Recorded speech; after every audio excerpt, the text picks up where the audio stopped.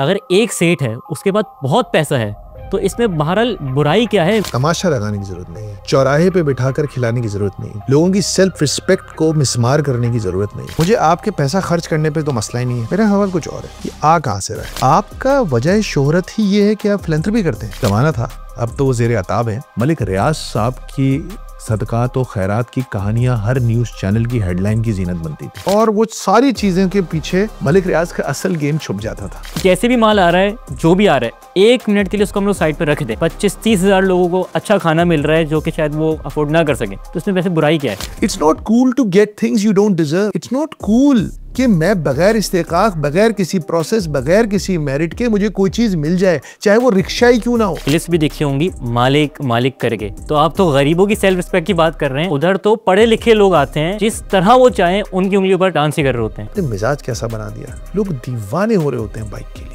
जितना ज्यादा लाउबाली लायानी हरकत कर रहा है वहाँ, उतना आपके शो की वायरलिटी बढ़ रही है। तो एक व्लॉगर ने कहा कि अगर आप लोग कहते हो कि मैं खवातीन बेचता हूँ या फिर वॉट एवर, कम से कम अपने घर की बेच रहा हूँ ना। I think Fahd Mustafa is a great गाय, लेकिन उनको इस बात को थोड़ा सा सोचना चाहिए का कंटेंट में क्रिएट करता हूँ, is it something that is going to bring something positive in the society और नॉट? आप मुआशरे की मोरालिटी को ऑल्टर कर रहे हैं, आप मुआशरे की इखलाकियात को चैलेंज कर रहे हैं। हर घर में कि चलो उस शो में जाना है, उस शहरी में जाना है, वहां पे हमारी किस्मत मेरी किस्मत, मेरी एफर्ट और मेरी मेहनत और मेरे मेरिट पे नहीं बदलेगी। मेरी किस्मत किसी प्रोग्राम में जाके, शहरी में जाकर बदलेगी। बिस्मिल्लाहिर्रहमानिर्रहीम, अस्सलामु अलैकुम। पाकिस्तान में अब जहां मर्जी देखो एक ही आवाज़ सुनाई देती है कि पाकिस्तान बहुत गरीब मुल्क है, गरीब बहुत ज़्यादा है। लेकिन दूसरी तरफ हम कहते हैं कि पाकिस्तान सबसे ज़्यादा चैरिटी करने वाला मुल्क है। अब समझ में ये नहीं आता कि हमने अपने बड़ों से ये सबने सुना हुआ है कि हज़रत उस्मान के दौर में जब चैरिटी अपने उरूज पर थी तो उसका फ़ायदा ये था कि ज़कात लेने वाला कोई नहीं था। तो सबसे बड़ा सवाल आज की इस पॉडकास्ट का ये है कि सबसे ज़्यादा चैरिटी करने वाला मुल्क गरीब कैसे है? सवालात के जवाब हासिल करेंगे हम लोग फरहान मलिक साहब से। सर कैसे हैं? मिजाज बखैर? अस्सलाम। सर सबसे बुनियादी सवाल तो मेरा यही है कि पाकिस्तान में इतने गरीब कैसे हैं?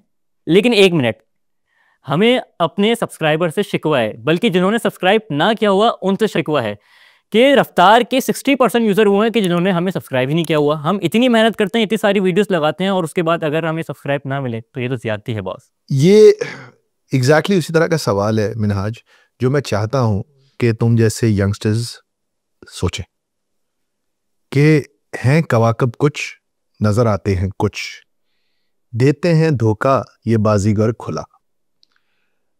कुछ चीजें आपको नजर आ रही होती हैं बज़ाहिर, लेकिन उनका इम्पैक्ट नहीं हो रहा होता। आइंस्टाइन मरहूम फरमाते थे कि पागलपन की डेफिनेशन क्या है? पागलपन की डेफिनेशन ये है कि एक काम बार बार दोहराते रहना और मुख्तलिफ नतीजों की तवक्का रखना, ये पागलपन है। ये सिर्फ अकेला मसला नहीं है कि हम दुनिया में सबसे ज्यादा चैरिटी करते हैं और सबसे ज्यादा गरीब हैं। हमारे पास दुनिया की सबसे पावरफुल आर्मी है और हम सबसे ज्यादा टेरराइज्ड कौम है। सबसे ज्यादा टेररिस्ट अटैक यहाँ होते हैं। मेरे ख्याल से वाहिद मुल्क होगा दुनिया का जहां मस्जिदों के बाहर भी गार्ड्स खड़े होते हैं। ऐसे ही हमारे यहाँ सबसे ज्यादा मदारिस हैं, उलमा हैं, हुफ्फाज हैं, और हमारे यहाँ दीन से दूरी भी सबसे ज्यादा है। हमारे यहाँ सबसे ज्यादा चैरिटी होती है और हमारे यहाँ गरीब भी सबसे ज्यादा है। आई थिंक बहुत एक फंडामेंटल क्वेश्चन जिसको आज मैं चाहता हूं कि हम एड्रेस कर सकें इस पॉडकास्ट में मिनहाज, कि रसूल करीम सल्लल्लाहु अलैहि वसल्लम की हदीस है कि इन्नमल आमालू बिन्नियात।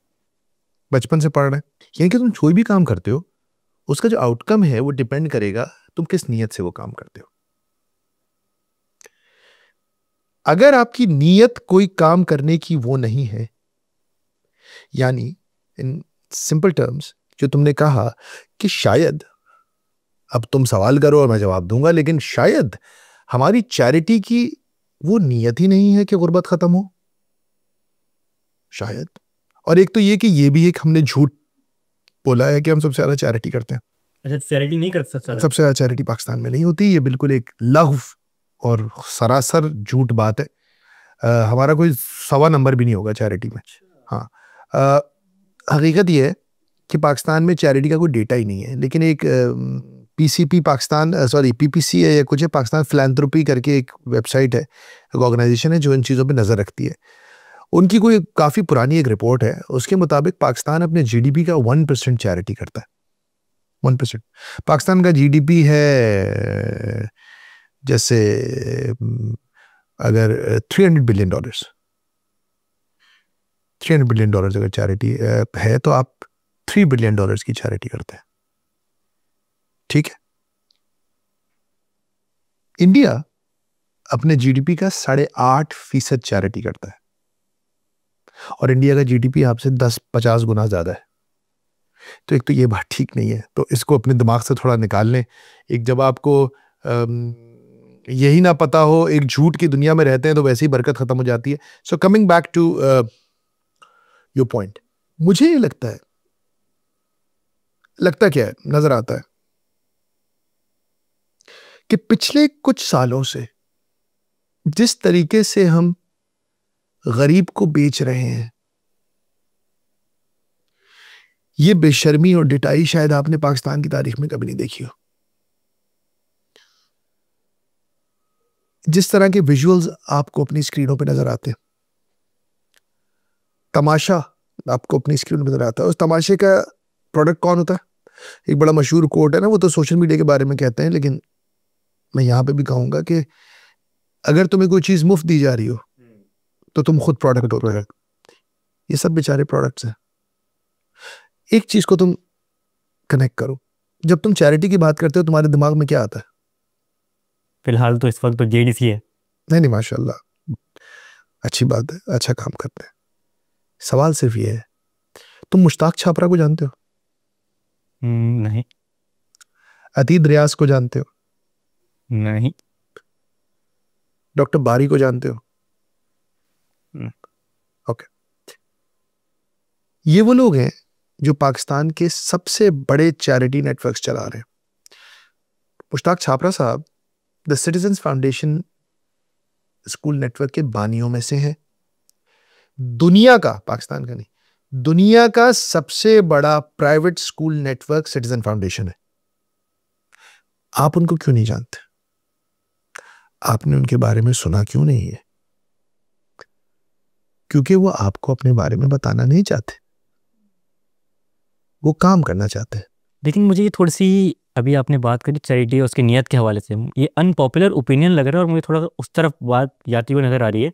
आप ये कह रहे हैं कि जो हम इस चीज़ को हम लोग फ़खरिया सबके सामने बताते हैं कि यार हमारे यहाँ तो ग्रैंड सहरी है, ग्रैंड इफ्तारी है, हमारी एनजीओज, हमारे जो इदारे हैं वो तो इस तरह, हम तो ये तो फ़खरिया बताते हैं ना। आप बात कर रहे हो, आप बोलने कि इसके पीछे कोई और सर? नहीं, मैं दो बातें कर रहा हूँ। एक तो मैं ये कह रहा हूँ कि तमाशा लगाने की जरूरत नहीं है, तमाशा लगाने की जरूरत नहीं है, चौराहे पे बिठाकर खिलाने की जरूरत नहीं है, लोगों की सेल्फ रिस्पेक्ट को मिसमार करने की जरूरत नहीं है, लोगों के अंदर कुछ अपनी इज्जत बाकी रहने दें। हमारे लिए सारी गाइडेंस की सबसे बेस्ट सोर्स कुरान करीम है, राइट? मैं तुमको एक छोटा सा वाकया एक तुम्हारे सामने पेश करता हूँ, फिर तुम बताओ कि तुम्हारा ओपिनियन इस मुफ्त के खाने खिलानों के बारे में तब्दील हुआ कि नहीं हुआ।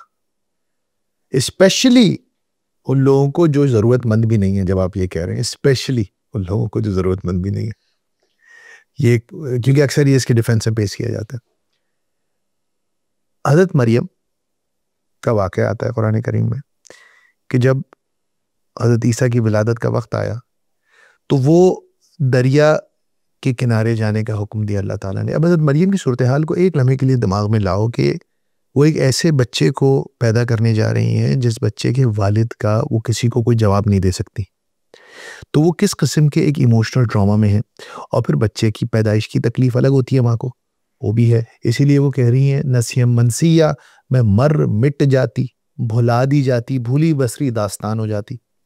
तो वो हर तरह की emotional, physical, highest amount of stress में। अब उस स्ट्रेस में अल्लाह ताला मरियम को हुक्म देते हैं। क्या हुक्म देते हैं? कहते हैं मरियम जरा ये खजूर का दरख्त है ना तुम्हारे साथ, इसको हिलाओ, इसमें से खजूर गिरेंगे, फिर वो खा लो, यू विल फील बेटर। जो रब मरियम को बगैर शौहर के, बगैर मर्द के बेटा दे सकता था, वो बगैर दरख्त हिलाए खजूर नहीं गिरा सकता था मरियम के लिए, गिरा सकता था, बिलाशुबा गिरा सकता था, लेकिन नहीं गिराया। और ये मरियम को जो हुक्म दिया ये कुरान में रिकॉर्ड हो गया। ये बात मेंशन, मैंने सोचा, मैंने कहा ये बात मेंशन क्यों हो रही है कुरान में कि मरियम दरख्त हिलाओ खजूर गिरेंगे खा लो। अल्लाह एफर्ट के ऊपर रिवॉर्ड करता है। अल्लाह मरियम से भी कह रहा है मरियम एफर्ट करनी पड़ेगी खाने के लिए। उस मरियम को पहले फला रहे थे, लेकिन उतनी तकलीफ के हाल में उसी मरियम को अल्लाह ने कुरान में रिकॉर्डेड है, मैं नहीं कह रहा, अल्लाह कह रहा है हिलाओ, फिर खजूर गिरेगा, फिर खाना। यानी एफर्ट मैटर करती है। मैं आपको एक एग्जांपल देता हूं मिनहाज। आप यहाँ आए, आप एक प्रोसेस से आए, आपने लिंक्डइन के जरिए मुझे अप्लाई किया, मैंने आपका इंटरव्यू किया। अगर मैं आपकी पोजीशन के लिए नीचे अपने दफ्तर के नीचे एक लकी ड्रॉ करता, आइए इतने ₹1000 की नौकरी, सब डालें, जिसके नाम निकल आया उसको ये नौकरी फ्री, आपका क्या चांस होता है नौकरी लेने का? बहुत ही कम। मतलब क्या आप उस तरह किसी लकी ड्रॉ में डालते भी? सवाल ही पता नहीं था, मैंने तो ईमेल भी नहीं की थी। यस। अब आप बात सुनिए, अगर सलमान इकबाल एक गेम शो बनाए, खुद उसका होस्ट हो, और उसमें वो कहे कि आज का बम्पर प्राइज एक डब्बे के पीछे है, जीतो पाकिस्तान का एंकर बनना, आप सब लोग अपना वो डालें और जिस एक डब्बे में से निकलेगा वो बंदा फहद मुस्तफा को रिप्लेस कर देगा। नहीं समझा? आज इनाम में जीतो पाकिस्तान की एंकरिंग है, और फिर कोई इंतहाई नाअहल निकम्मा शख्स आता है और उस डब्बे में से उसके लिए निकल आता है। मोहसिन नकवी नेशनल स्टेडियम में मैच कराने के बजाय वहां पर 25,000 लोगों को जमा करें और कहें आज पाकिस्तान क्रिकेट टीम के कप्तान का इंतखाब होगा, हम चाहते हैं कि पूरी कौम इस लकी ड्रॉ में हिस्सा ले, और जो शख्स जिसका इनाम डब्बा खोले और डब्बा से जिसका इनाम निकलेगा वो बनेगा कप्तान पाकिस्तान टीम का। क्या होगा? बेड़ा गर्क हो जाए। यही हो रहा है हमारे मुल्क में। इस्लामाबाद और पिंडी से लेकर नुमाइश चौरंगी तक डब्बे खुल रहे हैं, मेरिट पे कोई काम नहीं हो रहा, एफर्ट पे कोई काम नहीं हो रहा। एक साहब की मर्जी, एक अंदाता है, एक लॉर्ड है, वो लॉर्ड डिसाइड करेंगे, मैंने तुम्हारी किस्मत का फैसला कर दिया, आओ तुमको मैं ये दे दूं। कोई सिस्टम नहीं बनाना चाहता, कोई किसी निजाम से आपको गुजारना नहीं चाहता। देखो इसका एक मसला क्या है, इसकी एक फ्लिप साइड है इस पूरी चीज की। वो क्या है? मैं गया, चलो अपने ऊपर रख दो, मैं गया एक इस तरह के इवेंट में, उस इवेंट में मैंने एक कार जीत ली, ठीक है, मैं गया, मैंने वहां पे उल्टी पुल्टी हरकतें की, तवज्जो हासिल की, किसी भी भाई की मैं नाम नहीं लेता, जो भी इवेंट्स कराते हैं, वो रात वाला इवेंट भी जो होता है उसमें भी, अब कल मैंने एक वीडियो देखी उसमें वो कोई डब्बा खोलो खोलो खोलो डब्बा खोलो के नारे लग रहे थे, बिल्कुल वो जीतो पाकिस्तान को मिमिक कर रहे थे। तो आई थिंक वो दोनों जगह एक ही तरह का तमाशा लगा हुआ है। तो उसमें मैं गया, मैंने उल्ट पटांग हरकतें करके, छलांगे लगा के, हंस के, चीख चिल्ला करके एक उनकी तवज्जो हासिल की, लकी ड्रॉ में गया, लकी ड्रॉ में जाके मैंने वो डब्बा खोला, डब्बे से मेरी कार निकल आई। तुम मेरे पड़ोसी हो, तुम मेहनत करते हो, 10 घंटे काम करते हो, रिश्वत नहीं लेते, अल्लाह ताला से मांगते हो, उसके अलावा किसी के आगे हाथ नहीं फैलाते, और तुम पिछले 3 साल से प्लान कर रहे थे गाड़ी खरीदने का, तुम बाइक पे लेके जाते थे अपनी बीवी को, और तुम्हारी बीवी देखती है यार ये फरहान भाई के घर में तो गाड़ी आ गई अचानक कल जाके उस प्रोग्राम में। तुम्हारे घर में इस वक्त क्या सिचुएशन होगी? हंगामा, कियोस, एहसास कमतरी। अच्छा, मसला ये है कि एहसास कमतरी तो वैसे ही बुरी चीज़ है ना, लेकिन कभी कभी ये होता है कि कुछ लोग अर्न करते हैं कुछ चीज़ें, तो फिर आपका वो जो, अगर मैंने अर्न की होती गाड़ी को कारोबार करके, कोई मेहनत करके, तो तुम अपनी बीवी को कहोगे कि यार देखो उसने काम किया है ना, उसको टाइम लगा, उसको भी ये ओवरनाइट नहीं हो गया। लेकिन अगर ये मैंने बिल्कुल ही पूट पटांग तरीके से कर लिया तो तुम क्या बोलोगे उसको? आप मुआशरे की मोरालिटी को ऑल्टर कर रहे हैं, आप समझे, आप मुआशरे की इखलाकियात को चैलेंज कर रहे हैं। आप कह रहे हैं नहीं नहीं नहीं नहीं क्या ठीक है। देखो इंसान का एक मिजाज है ना, हम हमेशा the law of least effort, हमें कोई ज्यादा मेहनत नहीं करना चाहता, हर कोई चाहता है यार कम काम करके ज्यादा चीजें मिल जाए। इंसान का मिजाज है, इंसान इनहेरेंटली लेजी है। अब तुम अपने घर में, तुम्हारी आग लग गई मेरे घर में गाड़ी देख के, तुम्हारे जैसे 1 लाख घर है जो टीवी पे ब्रॉडकास्ट हो रहा है ना, टीवी पे देख रहे हैं, सोशल मीडिया पे देख रहे हैं। अब हर घर में आग लग रही है, अब हर घर में कि चलो उस शो में जाना है, उस शहरी में जाना है, वहां पे हमारी किस्मत बदलेगी। मेरी किस्मत, मेरी एफर्ट और मेरी मेहनत और मेरे मेरिट पे नहीं बदलेगी। मेरी किस्मत किसी प्रोग्राम में जाके या मेरे किसी शहरी में जाकर बदलेगी। तो एक तो आपने मेरिट को कॉम्प्रोमाइज किया कि आपने बोला पता नहीं ये डिजर्व करता था नहीं करता था, मैंने कोई भी कहानी सुनाई, मुझे मिल गया। और दूसरा, आपने एक सोसाइटी की मोरालिटी को भी तब्दील करना शुरू कर दिया। तीसरा, एक रिसर्च बता रहा हूं, लॉटरी विनर्स, अमेरिका में लॉटरी निकलती है, सबसे ज्यादा बैंकरप्ट होते हैं। Lottery winners bankrupt. There is a बीमारी, उस बीमारी का नाम है सडन वेल्थ सिंड्रोम। एक बीमारी है, आप चेक कीजिएगा। सडन वेल्थ सिंड्रोम क्या होता है कि जब आपको अचानक अनएक्सपेक्टेडली कहीं से बगैर मेहनत के, बगैर एफर्ट के बहुत सारी दौलत मिल जाए तो इससे आपका दिमाग खराब हो जाता है और आप ज्यादा नाखुश हो जाते हैं, आपके अंदर और जहनी बीमारियां आ जाती हैं, क्योंकि आपका दिमाग इस तरह की सडन चेंजेस ऑफ स्टेटस को डील करने के लिए नहीं तैयार होता। एक प्रोसेस है ना हर काम करने का, तो उस प्रोसेस के बगैर कोई चीज आ गई तो अब आपका दिमाग उससे कोप नहीं कर पाता। तो एक तो ये मसला हो गया, तो इसकी एक मेंटल साइड भी है। लेकिन going back to the social engineering part, मैं तुमको 100 साल पीछे लेके चलता हूं। एडवर्ड बर्नेज, इसको मॉडर्न पब्लिक रिलेशन का बाप कहा जाता है। सिगमंड फ्रॉइड का रिश्तेदार भी था, बहुत ही बड़ा मार्केटियर था। 1920 की दिहाई में सिगरेट्स का उरूज आ चुका था दुनिया में, बहुत सिगरेटें, टोबैको इंडस्ट्री अपने पीक पे थी। तो एडवर्ड बर्नेज के पास, उसकी एक पीआर फर्म थी, मार्केटिंग कंपनी थी। एडवर्ड बर्नेज के पास अमेरिकन टोबैको एसोसिएशन आई और उसने कहा सर एक प्रॉब्लम है हमारे साथ, ये जो मर्द है ना सारे, ये तो सिगरेट पी रहे हैं, औरतें सिगरेट नहीं पीती, हमारी तो 50% मार्केट कैप्चर ही नहीं हो पा रही, सिर्फ मर्द सिगरेट पीते हैं। एडवर्ड बर्नेज ने बोला हाँ यार ये तो मसला है तुम्हारा, ठीक। उसने रिसर्च कराई तो पता चला कि खवातीन सिगरेट को एक इंतहाई मैस्कुलिन मर्दाना चीज समझती हैं। वो उसको निस्वानियत से अटैच नहीं कर पाती। वो कहती है ये बहुत मर्दाना सी चीज है, हम ये नहीं पिएंगे, ये बहुत क्रिंज आता था उनको सिगरेट को हाथ में लेके।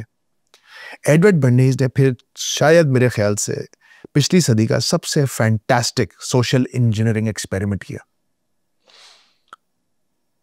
1929 में न्यूयॉर्क के अंदर ईस्टर संडे परेड हुई। परेड होती है ईस्टर की, उसकी परेड हुई। उस परेड में एडवर्ड बर्नेज ने एक जबरदस्त कार्रवाई डाली। एडवर्ड बर्नेज ने क्या किया कि उसने शहर की सबसे फैशनेबल, पैसे वाली, खूबसूरत लड़कियों को हायर किया और उन लड़कियों के हाथ में एक एक सिगरेट की डब्बी पकड़ाई और उनको न्यूयॉर्क ईस्टर परेड के मुख्तलिफ हिस्सों में फैला दिया। फिर क्या किया, साथ ही उसने लड़कियों को यह कहा कि मैं वहां खड़ा हूंगा, मुझ पर नजर रखना। सब लड़कियों को बोला मुझे देखते रहना, मैं तुम्हें इशारा दूंगा तो तुमने सिगरेट लाइट करनी है और जला के सिगरेट पीनी है। और उसने उससे अमाउंट तय कर लिया। It was like a job. At the same time Edward Bernays went to all the newspapers of New York और उनको बोला मेरे पास एक खौफनाक खबर है तुम्हारे लिए। क्या खबर? आज न्यूयॉर्क की मोस्ट वेल्दीएस्ट खवातीन एक प्रोटेस्ट करने जा रही हैं। और क्या? मर्दों की हेजेमनी के खिलाफ, मर्दों के जुल्म के खिलाफ एक एहतजाज होगा आज की ईस्टर संडे परेड में। उसने बोला क्या एहतजाज होगा? बोले the women will light torches of freedom. आजादी की शम्में, आजादी की मशलें जलाएंगी औरतें। वो क्या होंगी आजादी की मशलें? वो सिगरेट पिएंगी। दोनों जगह गेम सेट है। उधर से औरतों को उसने इशारा दिया, इधर से सहाफी घूम रहे थे, इशारा दिया, सिगरेट जली। सारे अखबारात में अगले दिन हेडलाइन क्या है? Women of New York light torches of freedom. उसके बाद से खवातीन में सिगरेट की सेल स्काई रॉकेट कर गई। Do you understand? The power of media to socially engineer the society. Now, हम क्या अपने मुआशरे को एक हैंड आउट कल्चर की तरफ सोशली इंजीनियर करना चाहते हैं कि यार बस आओ, चीखो चिल्लाओ, फ्री में ले लो? हमारे टॉप सरबराहान वज़ीर आज़म ममालिक में जाते हैं और कहते हैं आप हमारे बरादर इस्लामी मुल्क हैं, हमारे पास अहलियत कोई नहीं है, सिस्टम कोई नहीं है, मेरिट कोई नहीं है, निज़ाम कोई नहीं है, आप चूंकि हमारे बरादर भाई पड़ोसी मुल्क हैं, हमें पैसे दे दें, हमारा इस्तेकाक कोई नहीं है, पैसे दे दें। तो ऊपर से लेकर नीचे तक बगैर किसी मेरिट के हमें मांगने की आदत पड़ी हुई है। आप ये क्यों समझते हैं कि गरीब पर लॉज ऑफ फिजिक्स और नेचर अप्लाई नहीं करने चाहिए? आप ये क्यों बनाते हैं गरीब को इस तरह कि उसको खाना अपना नहीं अरेंज करना चाहिए, उसको सिग्नल तोड़ दे तो कोई बात नहीं, बगैर लाइट के गाड़ी चलाए कोई बात, क्योंकि वो गरीब है। आपने गरीब को कोई प्रिविलेज स्टेट समझ लिया है कि तुम पे कोई लॉज अप्लाई नहीं करते, तुमको अपने बीवी बच्चों का ख्याल रखने की जरूरत नहीं है। मतलब क्यों? और क्या हमें गरीब को हमेशा ही गरीब रखना है क्या? ये भी तो एक सवाल। मतलब आप गरीब को, और दूसरी सबसे खौफनाक चीज क्या है, इस पूरे तमाशे का, इस वलीमे का जो हर रात सजता है, दूल्हा कौन होता है? मैं नाम नहीं लूंगा। एक दूल्हा होता है इसका, एक शेमलेस प्रमोशन होती है कुछ इंडिविजुअल्स की। और देखें बहुत सारे लोग राशन तकसीम करते हैं, वो तमाशा नहीं लगाते। जब आप तमाशा लगाते हैं ना तो आप सोशली इंजीनियर करते हैं। आपको गरीब की मदद करनी चाहिए, बिल्कुल अंडर प्रिविलेज्ड है, हमारा दीन भी इस चीज का हुक्म देता है। तमाशा ना लगाएं, इसको आप लोगों को डिसेंसिटाइज ना करें कि ये इट्स कूल कि ये होता है। मैं आपको बताता हूं, आप बोर्ड बेसिन जाएं, किसी भी फूड स्ट्रीट पे जाएं, आज जितने मांगने वाले वहां नजर आ रहे हैं, पहले कभी नजर नहीं आते थे। और आप उनको कुछ खाने का देते हैं ना तो अक्सर वेटर आके बोलेगा सर ये 5 जगह से खाना ले चुका है। सीव्यू पर एक बिरयानी हैंड आउट कल्चर है। पूरी फैमिलीज पूरा दिन सीव्यू के ऊपर बैठी रहती हैं कि वो बिरयानी लूटते हैं, और वो दिन की पता नहीं कितने प्लेट बिरयानी ले जाते हैं। यानी कि वो कोई काम नहीं कर सकता था पूरे दिन, वो पूरी फैमिली को लेके वहां बैठ के बिरयानी लूट रहा है, क्योंकि उसको पता है मुझे बिरयानी तो मिल जाएगी। आज एक चीज याद रखो, जब तुम्हें कोई चीज मुफ्त दी जाती है तो यू आर द प्रोडक्ट, तो फिर तुम्हें बेचा जा रहा होता है। अगर तुम्हें कोई चीज मुफ्त मिलती है तो इसका मकसद है तुम बराए फरोख्त हो। वो जो टीवी शो है, उस टीवी शो के अंदर तो पता है वो ब्रांड्स बेचे, वो ऑब्वियस होती है, भाई इस कंपनी ने बाइक दी है, इस कंपनी ने गोल्ड का सेट दिया, इस कंपनी, तो वो तो मैं फिर कह रहा हूं, they are very clear about it, they sell it and they say यार हम एंटरटेनमेंट का एक प्लेटफॉर्म है, हम ये बेच रहे हैं, हम कंपनी है, हमारी मार्केटिंग हो रही है। हाँ। ठीक है, फाद मुस्तफा साहब को इसकी तनख्वाह मिलती है, वो एक जॉब कर रहे हैं, वो एंटरटेनर। मैं इसको देखो, मैं इसको समझाना चाह रहा हूं कि it is what it is, they are not lying about what they are doing. Mechanism में टैक्सेस एप्लीकेबल है, जो भी है, they are being straight up about what they are. दूसरी तरफ क्या बिक रहा है, किसकी मार्केटिंग हो रही है? मार्केटिंग उधर भी हो रही है, कंपनी की नहीं हो रही। बस मैं इस मेंटालिटी पे आता हूँ, ये मेरे पास क्वेश्चन है, लेकिन मैं अगर आपसे इजाज़त लेके एक क्वेश्चन मैं करना चाहूँगा, क्योंकि ये काउंटर उन्होंने इसके जवाब दिए हुए हैं ना। वो कहते हैं गरीबों को तो चलो हम नहीं खिला रहे, अगर फ़र्ज़ करें हम जो गरीब नहीं है, अगर एक सेठ है उसके पास बहुत पैसा है, तो इसमें बहरहाल बुराई क्या है? मिसाल के तौर पे उसके पास बहुत पैसा है और वो चाहे कि वो 2 दिन 3 दिन 4 दिन 30-40 हज़ार लोगों को खाना खिला दूं, जो मैं खुद खाता हूँ, तो बहरहाल बुराई क्या है? मैं इसको पलट देता हूँ। अच्छा, मुझे आपके पैसा खर्च करने पे तो मसला ही नहीं है, उस पर मैं बाद में आऊंगा, है उस पर मसला। अच्छा, कि आप किस तरह चैरिटी कर रहे हैं। हाँ। मैं इस पूछ रहा हूँ ये पैसा जा कहाँ रहा है, ये मेरा सवाल नहीं है। मेरा सवाल कुछ और है, ये आ कहाँ से रहा है? बिजनेसेस है। एग्जैक्टली, क्या बिजनेसेस है?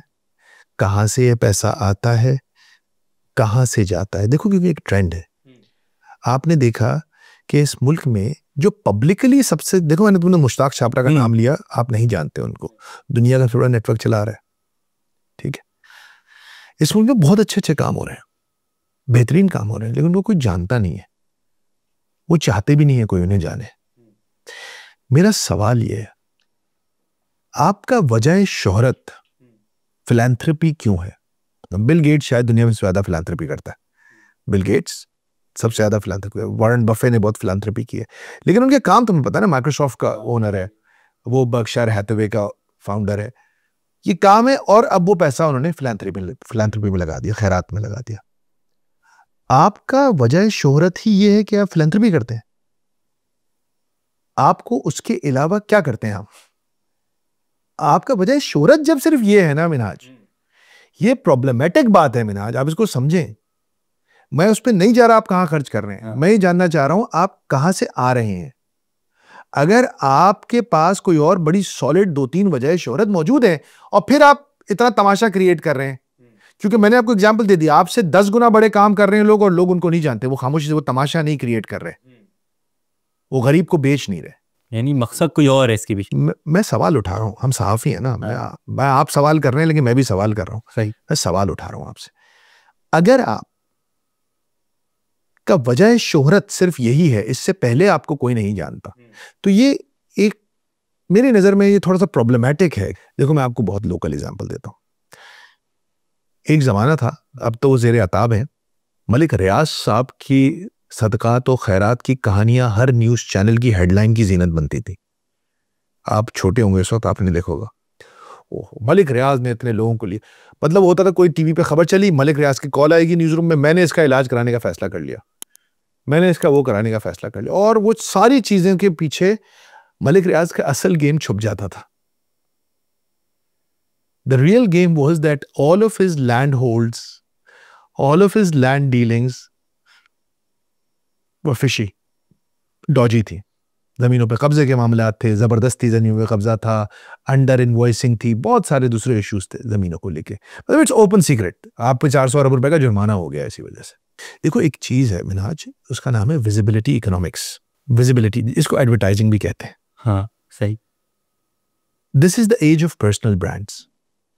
इलॉन मस्क से लेकर इमरान खान तक हर जगह personal branding has become the most important aspect. Companies पीछे चली गई, इदारे पीछे चले गए, इंसान आगे आ गए, इनफरादियत का दौर है। ऐसे दौर में जब कोई शख्स बहुत ज्यादा अपनी जात को लेकर पब्लिसिटी चाहता है, तो फिर एज अ जर्नलिस्ट हमें उसके लिए तालियां बजाने के बजाय सवाल करना चाहिए वो ऐसा क्यों चाहता है। मैं आपको छोटा सा एक और बात जहन में आ गई इसलिए तुम्हारे सामने रख रहा हूं। रसूल करीम सल्लल्लाहु अलैहि वसल्लम की बासत से पहले, वही आने से पहले, कुरैश ने फैसला किया बैतुल्लाह की तामीर का, उसको ढा के दोबारा उसकी तामीर शुरू हुई। उस तामीर के दौरान कुरैश के पास हलाल आमदनी खत्म हो गई। उन्होंने एक फंड इकट्ठा किया, बैतुल्लाह के बनाना शुरू किया। उस बनाने के दौरान एक वक्त आया कि जो उनके पास वाइट मनी था जिससे वो बैतुल्लाह बना रहे थे वो खत्म हो गया। तो कुरैश ने क्या किया पता है आपको? कुरैश ने तामीर वहीं रोक दी। हतीम जो तुम्हें बाहर नजर आता है ना, ये इस वजह से बाहर है। Actually it was part of the Baitullah, सही, काबा। सो दैट्स व्हाई लोग कहते हैं हतीम के अंदर नमाज पढ़ो तो ऐसे ही जैसे बैतुल्लाह के अंदर नमाज पढ़ ली। लेकिन चूंकि कुरैश के पास हलाल पैसा खत्म हो गया था, तो उन्होंने वो पैसा अल्लाह का घर बनाने पर, दूसरी चीजों का पैसा, जुए का और गलत कामों का पैसा था, वो पैसा उन्होंने बैतुल्लाह की तामीर पर खर्च नहीं किया।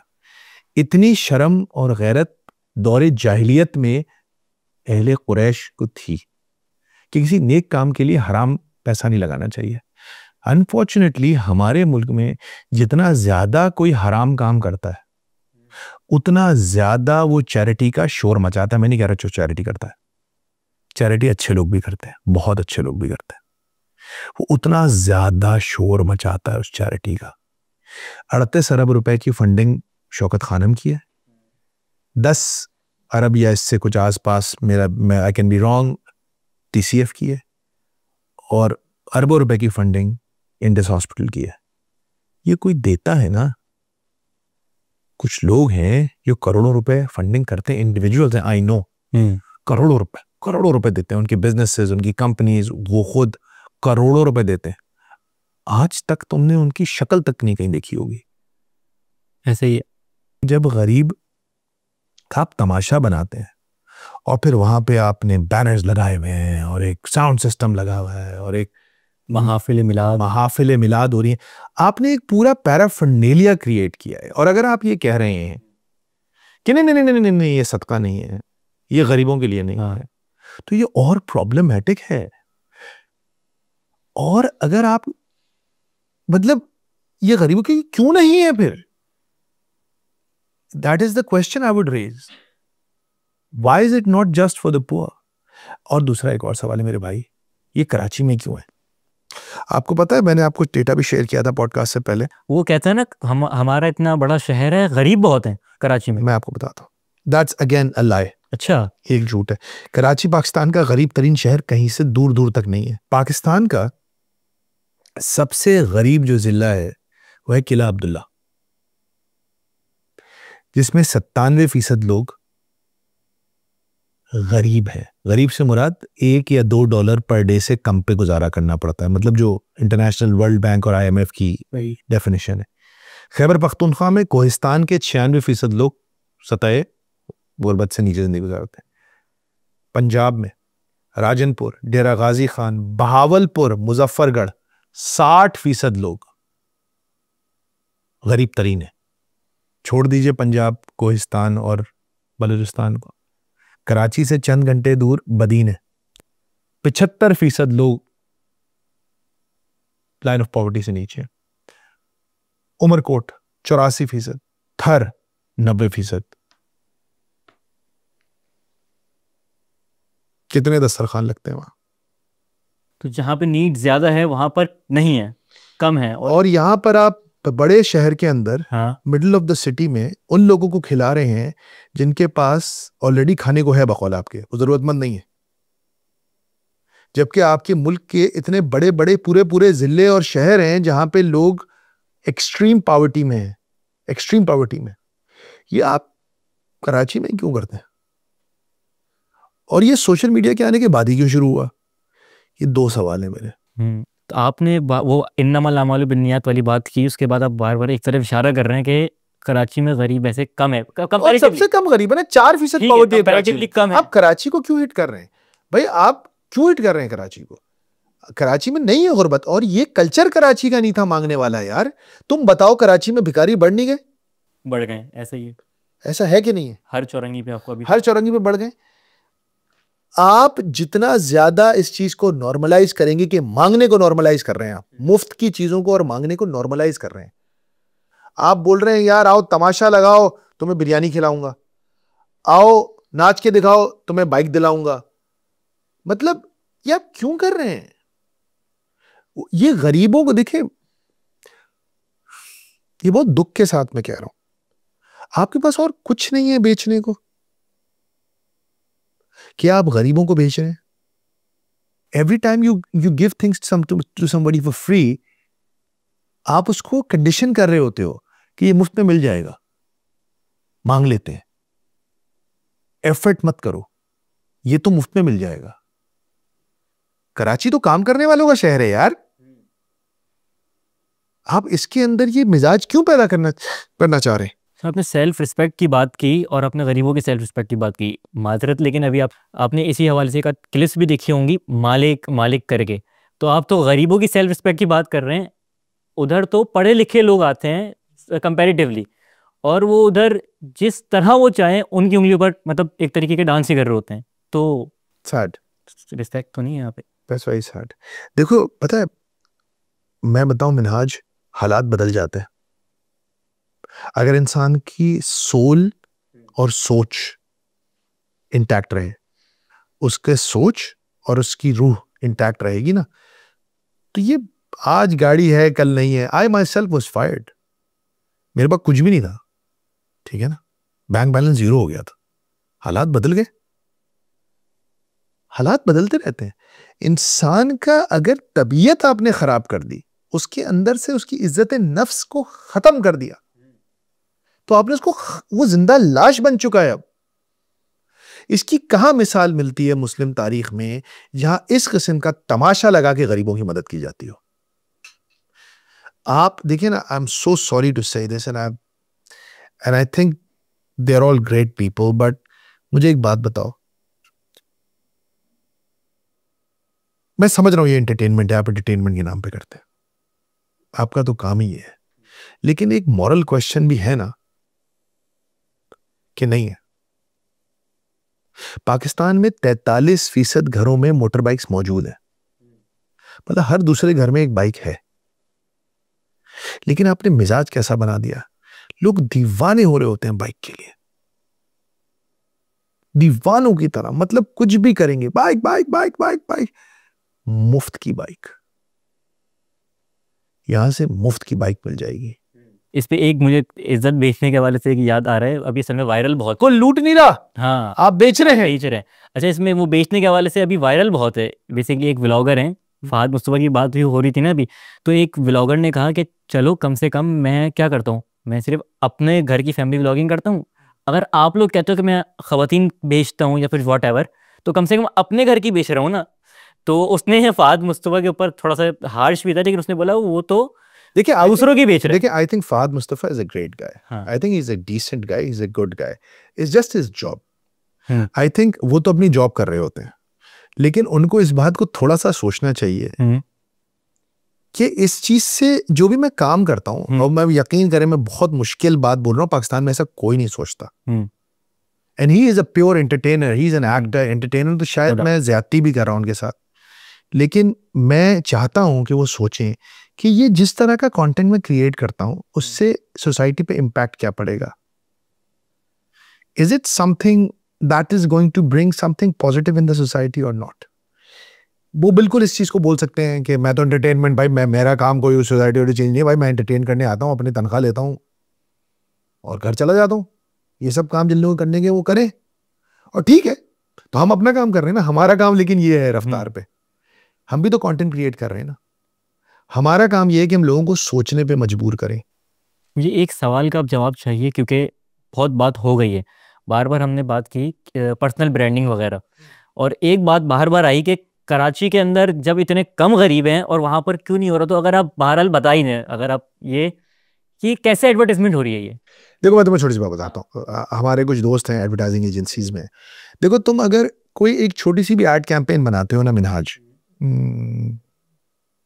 तुमने अपने ईयरफोन्स बनाए, सही, तुमने उस ईयरफोन्स के लिए बोला यार मैं, अगर तुम किसी बड़ी सेलिब्रिटी को लेते हो तो बोला फवाद खान को लेता हूँ जी मैं, तो तुमको तो करोड़ों रुपए तो सिर्फ फवाद को देने पड़ जाएंगे, 3-4 करोड़ रुपए तुम फवाद को दोगे, फिर जाके कोई बात बनेगी, फिर ऐड बनेगा, ऐड पे लाखों, 80 लाख 90 लाख 1 करोड़ रुपए खर्च होगा, ये 4-5 करोड़ में तुम्हारा ऐड बनेगा, फिर जब तुम उसकी प्लेसमेंट के लिए जाओगे, यानी कि डिजिटल मीडिया पे ऐड चलाओगे, उस ऐड को चलाओगे ना कहीं, तुम ऐसे ही है। तुम उसको डिजिटल मीडिया पे चलाओगे या टीवी पे चलाओगे, न्यूज चैनल्स पे या अखबारात में, उसके अलग पैसे होंगे। तो एक मिड साइज्ड मीडिया कैंपेन जब आप करते हैं, मिड साइज मरे गिरे पे, जिसमें आप फवाद खान को ना ले, तो भी 4-5 करोड़ रुपए खर्च हो जाते हैं। अब तुम हिसाब लगा लो। देखो तुमको एक चीज समझनी पड़ेगी, ये जो पर्सनलाइज ब्रांड्स का एक खपत है ना हमारी कौम को, इससे हमारी कौम को कुछ नहीं मिला। मसीहा की तलाश, इमरान खान ने एक वर्ल्ड कप जिताया, उसके बाद हुआ क्या आपके साथ? हमेशा कोई एक बंदा कुछ कर दे, कभी ऐसा नहीं होता। इदारे बनते हैं, ऑर्गेनाइजेशंस बनती हैं, और आहिस्ता आहिस्ता मुल्क बदलते हैं। ये जो अकेला बंदा, कल्ले बंदे का कम नहीं है, ये जो अकेले बंदे की ब्रांडिंग होती है ना बॉस, ये प्रॉब्लमैटिक होती है। ये टिपिकल सेठ कल्चर है, सब रास्ता सेठ को जाता है। नहीं भाई, सब रास्ता सेठ को नहीं जाना चाहिए। अच्छा, आपने मेरे लिए सवाल छोड़ा था कि कराची में क्यों और वहाँ पर क्यों नहीं, तो मैंने कुछ डिकोड किया है, आप उस पर राय दे सकते हैं।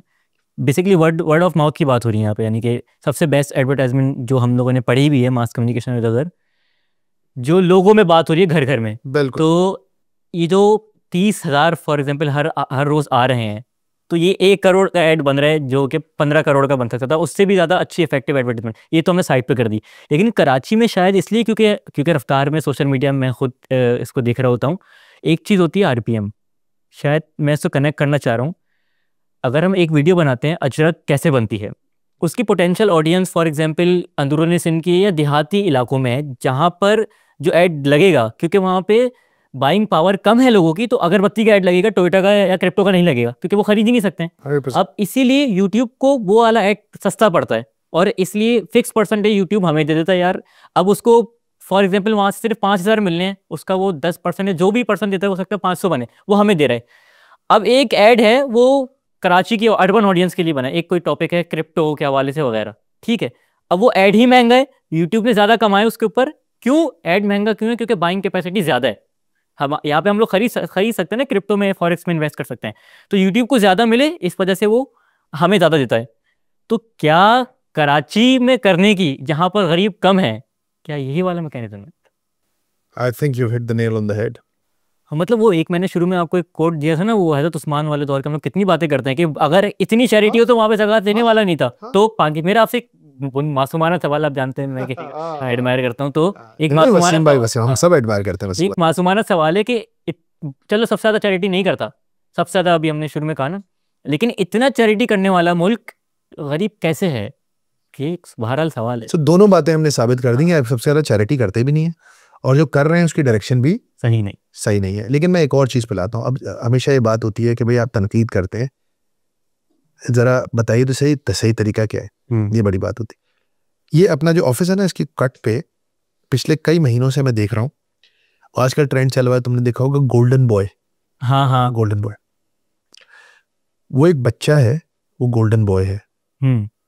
सख्त धूप और गर्मी में 38 डिग्री 40 डिग्री में वो बच्चा वहां खड़ा होता है उस कट पे, और मुझे इतना गुस्सा आता है उस बच्चे को देख के। वहां जब आप इस तरह के किसी काम में, इस तरह के किसी भीख मांगने वाले रैकेट को पैसे देते हैं, तो आप एक मैसेज देते हैं, कीप डूइंग इट। आप रिवॉर्ड कर रहे हैं उसको। उस बच्चे के पीछे एक कॉन्ट्रैक्टर है जो इस तरह के 50 बच्चों को मोहल्ले के, शहर के मुख्तलिफ चौराहों पर छोड़ता है। आप उस बच्चे को पैसे देके उस कॉन्ट्रैक्टर के कारोबार को कामयाब बना रहे हैं। जैसे भी आपने बॉयकॉट मुहिम की थी ना, हाँ, क्यों की थी आपने बॉयकॉट मुहिम? हौसले पस्त हो उनके, हौसले पस्त हो और कारोबार हिट पड़े ना, हाँ, कि तुम्हारा कारोबार नहीं चलने देंगे। ऐसा ही है, ऐसा बेहतरीन काम किया था कि तुम हमें ये कर, हम कम से कम तो ये कर सकते हैं, तो कम से कम एक काम करें हर दफा। देखिए ये एक और मसला है, अभी हमने गरीबों के एक्सप्लॉयटेशन की बात की कि गरीब एक्सप्लॉइट हो रहे हैं। इस माशरे का हर कमजोर तबका एक्सप्लॉइट हो रहा है। बच्चे दूसरा कमजोर तबका है, हर कोई उन्हें एक्सप्लॉइट करता है, हर कोई, चाहे वो भिखारी हो या चाहे वो मदारिस के अंदर रिहायशी तलबा के तौर पे बच्चे हो, बच्चे दिखा के लोग पैसे लेते हैं। वैसे पता नहीं हार्श हो जाएगा जुमला ये, हमारी कन्वर्सेशन से तो निकल रहा है गरीब फॉर सेल नहीं है। आई गेस मदारिस के अंदर भी नंबर ऑफ गरीब तुलबा, ये रिहायशी मुसाफिर, लेकिन उसमें भी ये वाला एलिमेंट होता है। वो कौन होते हैं रिहायशी और मुसाफिर? गरीब होते हैं ना। सही है, बिल्कुल तुमने बेहतरीन बात की।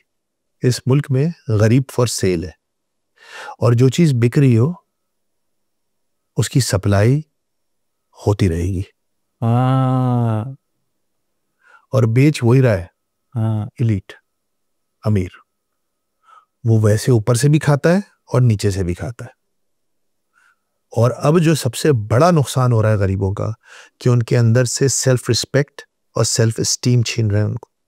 पहले उनसे वसाइल छीने, उनसे तालीम छीनी, उनसे सेहत ले ली, उनसे स्कूलिंग ले ली, उनसे सिक्योरिटी ले ली, सब कुछ छीन लिया उनसे सिक्योरिटी भी ले ली, सब कुछ ले लिया।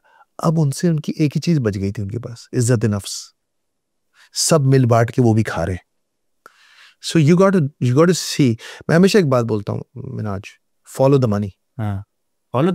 Follow the money. पैसे मनी ट्रेल को फॉलो करो, दुनिया के बड़े बड़े राजों से पर्दा उठ जाता है।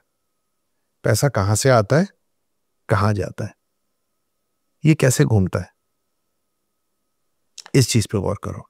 The best way to help our society, number 1 एक एक्शन पॉइंट अगर मैं देना चाहूं, खुदा का वास्ता, एवरी टाइम आप ये सड़क पे घूमने वाले बच्चों को और बच्चियों को पैसा देते हैं, मुझे पता है आपको अफसोस होगा उनको मना करते हुए, लेकिन प्यार के साथ, सर पे हाथ रख के, दुआओं के साथ रिफ्यूज कर दे। क्यों? क्योंकि आप उनको हमेशा के लिए भिखारीपन के पर डालने के रास्ते पर डाल रहे हैं।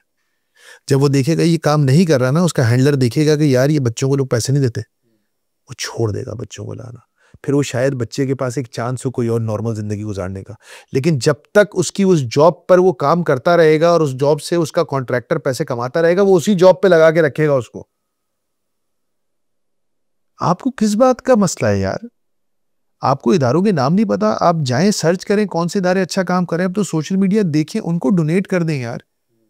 इतना लेजी चैरिटी, हर कोई लेजी है, जो ले रहा है वो भी लेजी है, जो दे रहा है वो भी लेजी। ये बहुत खतरनाक मामला बन गया है। पहले हम लोग सुनते थे कि अंदरून से कराची लोग आते थे रमज़ान में। मैं अपना अगर रियल लाइफ की एक वाक़या सुनाऊं, 2018 में हमारी पूरी फैमिली ना उम्रे पे थी रमज़ान में।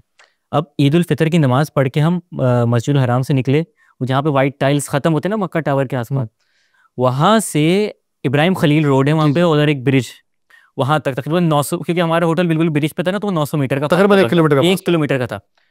अब वहाँ टाइल्स से हर 5 कदम बाद एक पाकिस्तानी खातून बैठी हुई थी मांगने के लिए। अच्छा, वो शुरू उनको उठा रहे थे, मतलब इतना हमें खुद शर्म आ रही थी। ये हमारी मतलब हमारे मुल्क के लोग और इस तरह बैठे हुए हैं। वो पहले से प्लान थे कि ईद की नमाज़ पढ़ते, क्योंकि इतनी बड़ी तादाद में लोग निकलेंगे ना।